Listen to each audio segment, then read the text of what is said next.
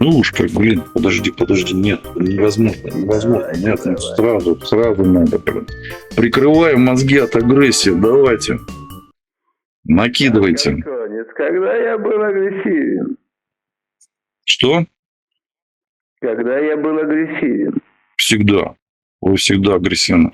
От вас исходит агрессия. Может быть, вы улыбаетесь и говорите какие-то вежливые, добрые слова, но я чувствую, как из вас прет агрессия. Просто поэтому я защищаю. У меня там тараканы, бедолаги. Как я без разговариваю с такими людьми, как вы, да, без шапочки. У меня потом тараканы 2 дня, блин, это с ума сходят в башке.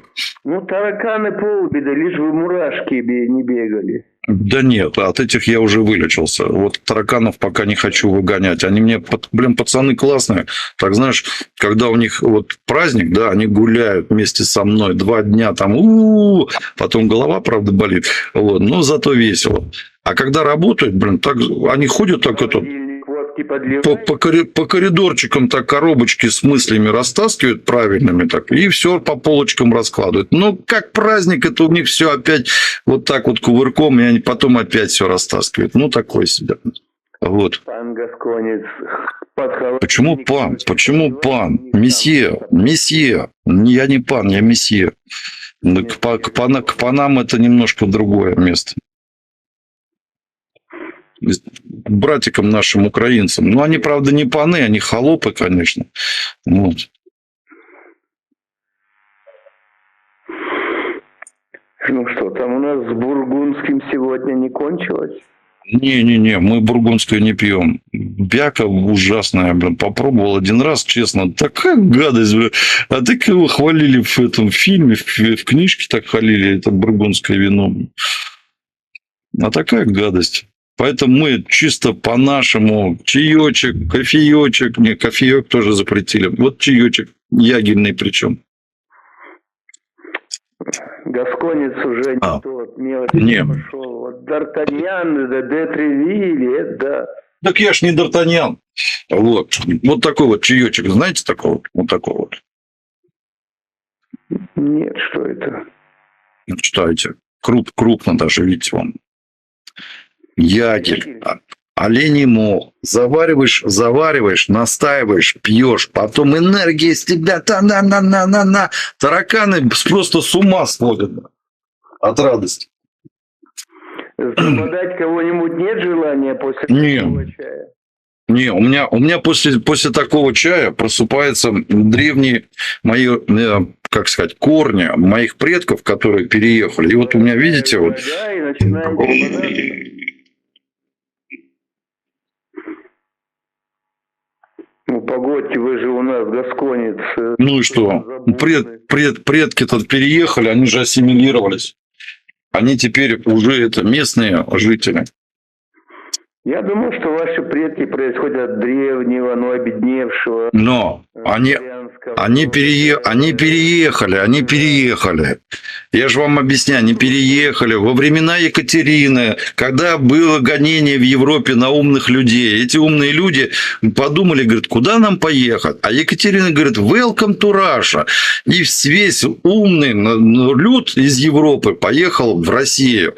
И вот когда мои родственники приехали в Россию, они поехали на Северный Урал, за полярный круг, добывать уголь. Все французы там пристроились во дворах, детишек обучать. Ну, такие, знаете, вот хитрожопые французики. А мы, гасконцы, мы гордые люди, мы сказали, нет, мы не будем такой херней страдать. И поехали за полярный круг. И вот за полярным кругом ассимилировались с местным населением, научились вызывать духов, разговаривать с этими духами и принимать от них помощь. Поэтому где-то корни мои все-таки...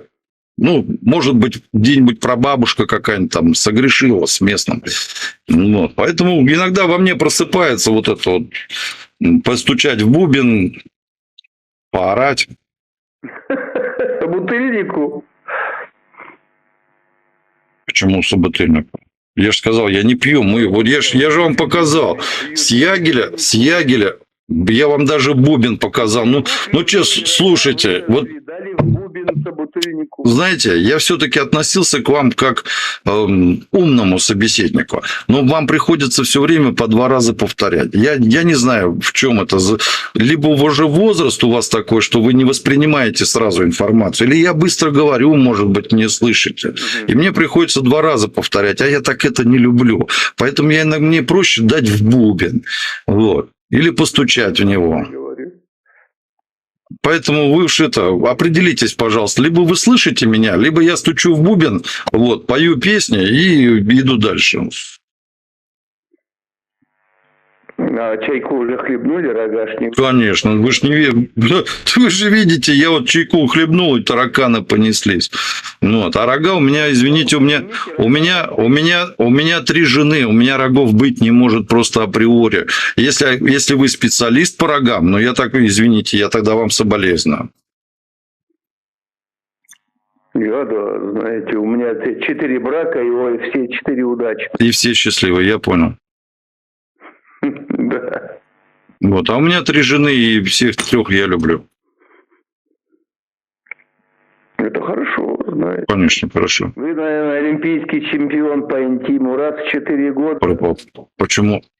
Вы уже за меня уже даже вы уже за меня даже придумывать начинаете. Ну давайте, накидывайте. Сегодня я веселый, сегодня я вам разрешаю. Можете накинуть какого-нибудь говнеца. Когда я это делал? Всегда. Я ж по наивности что-нибудь. Всегда. Малыш, только не придуряйтесь. Вы понимаете, я могу к своему дедушке какое-то уважение иметь, потому что он взрослый, и он меня воспитал. Я могу к своему папе какое-то уважение иметь, потому что он взрослый, и он меня воспитал. К вам, извините, у меня никакого вот уважения из-за возраста, никак не вырисовывается, понимаете, картиночка. Вы взрослый человек, убеленный сединами, вроде бы как, я же опять говорю, я же вас думал, что вы умный человек. Вы каждый раз меня почему-то пытаетесь разочаровать. Зачем? Я не хочу, так получается. Просто у вас тому уважение, а себя уважать не пробовали? Нет, а зачем? Я себя люблю. Люблю себя любимого. Я не про те дела. Никто меня не любит так, как я. Ни лучшие подруги, ни друзья. Или опять про другое?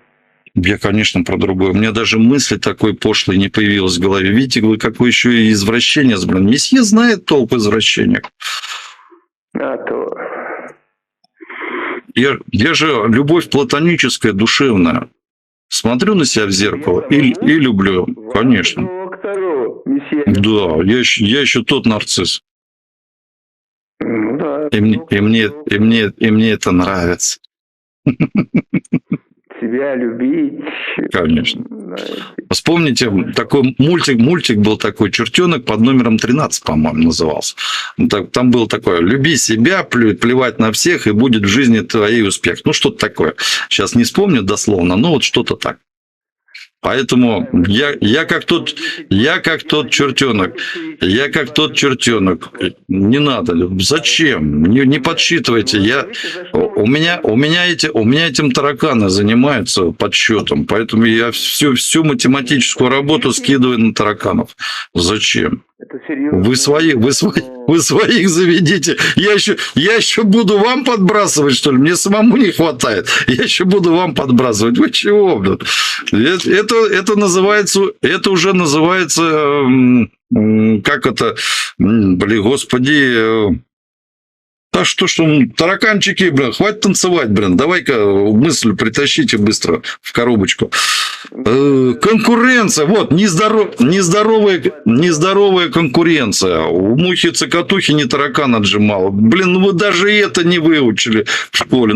Вот не надо было с 14 лет себя любить, а надо было книжки умные читать. У мухи-цокотухи отжимал комарик. Комарик ее защищал. Так он же не бесплатно защищал. За денежку. Не, по любви. Нет, абсолютно. Смотрите, да, он чисто из корыстных побуждений, потому что пошла муха на базар, купила муха самовар, а вот уже на самовар, чтобы попить на халяву чайку, и собирались гости. И, соответственно, комарик тоже прилетел на халяву, понимаете, из корыстных целей. Так что вы даже вот даже этого не прочитали. Ну, что такое? Ну, все, разочаровали вы меня, разочаровали, честное слово. Я прям другого мнения о вас был. Так итого, положительные черты ваши, ну, чтоб я тоже знал. Нету. Только отрицательное. Я за отрицательное. Скажите, вы когда один в комнате, вы кривляетесь перед зеркалом? Думаете, вот это все, это у меня чисто импровизация, что ли? Нет. Я как нормальный актер свои роли отрабатываю перед зеркалом, чтобы сделать улыбочку, чтобы сделать ужимку, чтобы посмотреть искоса. Что ты, милая, смотришь искоса, низко голову наклоня, помните? А вот попробуйте это сделать вживую. У вас не получится, а у меня получилось. А не замахнуться ли нам на Шекспира? Шекспира? Не, Шекспира я вот не помню. Не любил Шекспира, потому что все скучно, нудно. Да. Бить или не бить? Йорик, бедный Йорик. Вот из Шекспира я только выбрал одно запомнил. Бить или не бить? Ну это вы уже говорили, в бубен. Он про это ж писал. Да, вот же у меня, видите, вот бубен. Вот, бубен. Бить или не бить? Духи приходят после какого стакана чая? После стакана чая и после окуривания. Берете свечку, берете... Вот смотрите, вот какие у вас мысли, я вам объясняю. Берете свечечки вот такие маленькие, знаете, такие в металлических чашечках стоят. Господи, только не слушай. Я понимаю, что всякие болезни бывают. Блин, я понимаю, что вы извращенец, но я-то говорю, я не пошлый человек. Берете в металлических кожухах. От геморроя. Я вам соболезную, если у вас такие свечи, я вам соболезную. Прям ваш врач неправильно вам выписал. А у нас свеча для того, чтобы зажечь. Она горит. Туда насыпаешь горочкой вот этот самый ягель. Вот его в кружечку. А что осталось, насыпаешь горочкой вот в эту свечечку. Зажигаешь. Идет дымок. Ты вдыхаешь этот дым. Пьешь этот ягель. Вот. Потом берешь бубен. И начинаешь вызывать духов. И вот уже приходят духи, разговаривают с тобой и дают тебе умные советы. Вы почему думаете, я такой умный? Потому что я очень много разговариваю с духами. Вот вы с ними не разговариваете. Вы поэтому даже школьную программу не помните. Я согласен. Но вот скажите, вот вы сделали все это. А сколько вы чашек ставите? Ну, сколько духов приходит? Сколько от чашек не зависит. Это от того, кто хочет тебе помочь. Если у тебя сложная проблема, то они приходят толпой. Могут прийти все родственники, все там до 7-го колена придут. Это если у тебя действительно что-то случилось, и тебе действительно нужна очень помощь. Но когда ты просто вызываешь духа, чтобы спросить, а куда мне оленей нынче гнать, а чем мне пингвинов кормить, да? Тогда приходит 1 или 2 духа. Если ты просто в хорошем настроении хочешь с кем-то поговорить с умным, то ты вызываешь, и приходит, может быть, 1. Понимаете? Все зависит от ситуации, а не от того, что... Если вы их задолбали, они вас... Задача семейных духов – хранить очаг семьи. Соответственно, они приходят тогда, когда ты просишь. А если ты просишь, то это действительно нужно.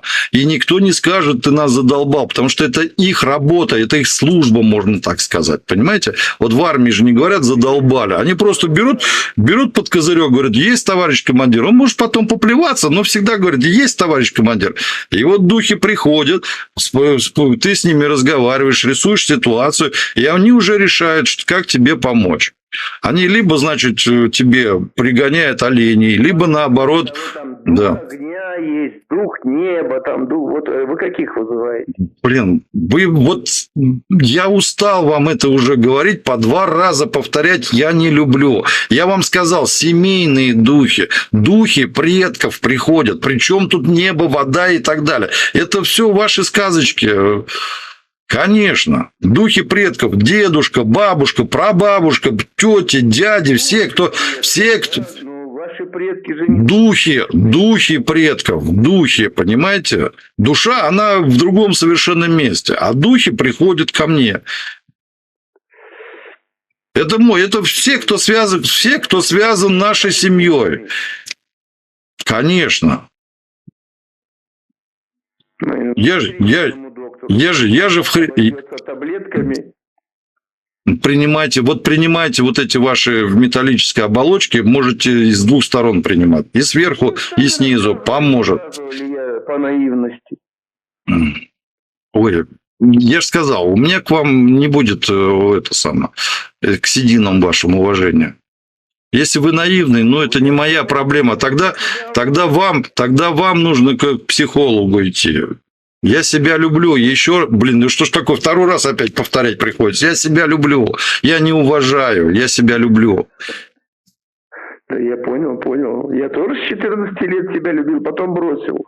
Я понимаю. Вы извращенец. Я же сказал, ну что такое опять 2 раз повторять? Нет, все, честно, я устал по 2 раза вам повторять. Вы или включаетесь в разговор, либо я пойду, потому что вы мне уже честно начинаете вот это вот своей...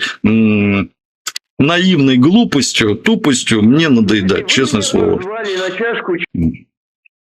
Все, надоел.